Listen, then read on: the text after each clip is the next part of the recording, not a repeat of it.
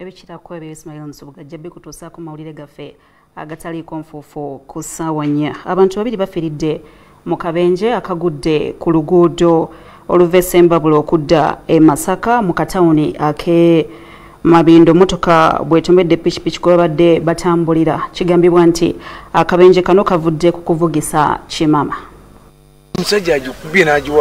Abafiiridde mu kabenje kubaddeko Richard Musanje ow'emyaka 29 ng'abadde mutuuze mu disitulikiti y'e Bukomansimbi kw'ossa Christine Namayanja ng'abadde mutuuze mu tawuni kanso y'e Ssembabule. Akabenje kano kagudde okusanga 2:30 ez'ekiro e Ssembabule ng'abagenzi babadde mu kitundu ky'ekikoma nga batambulira ku pikipiki namba UFQ 662Y Bajaj Boxer. Mmotoka ebatomedde ebadde ku namba UBK 671Q kyokka nga dereva olumaze okubatomera neyongerayo nga poliisi eri mu kumuyiga.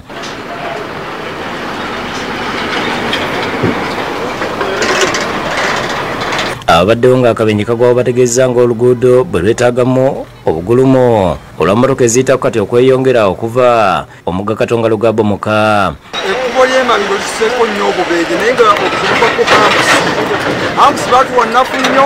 Ampusi ze baateekawo batulimba bulimbi nti ampusi weeziri naye ate bw'atuukawo oli ayitawo buyisi nga bw'ayagadde. Bano basabye n'abakulira poliisi ebidduka okwongera okulawuna mu budde obw'ekiro nti kuba obenjero obusinga okubaawo. Tetulina traffic police ey'ekiro. Abasajja abatambula ekiro naddala owa booda oba otwala mulwadde tofuna buyambi bonna abateera abakola layini 3 mu kkubo.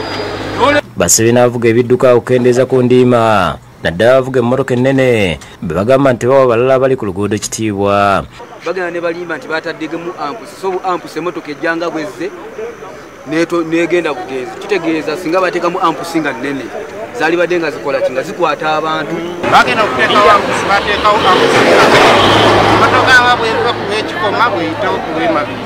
Omwogezi wa poliisi mu Bendobendo ly'e Masaka twakasirye akasiza akabenje kano n'avumirira abavugisa ekimama. Mu kunoonyereza ku kabenje akabaddewo omuli emmotoka UBK 671Q ne pikipiki eri ku UFQ 662Y Bajaj City ng'enomyufu mu kkala.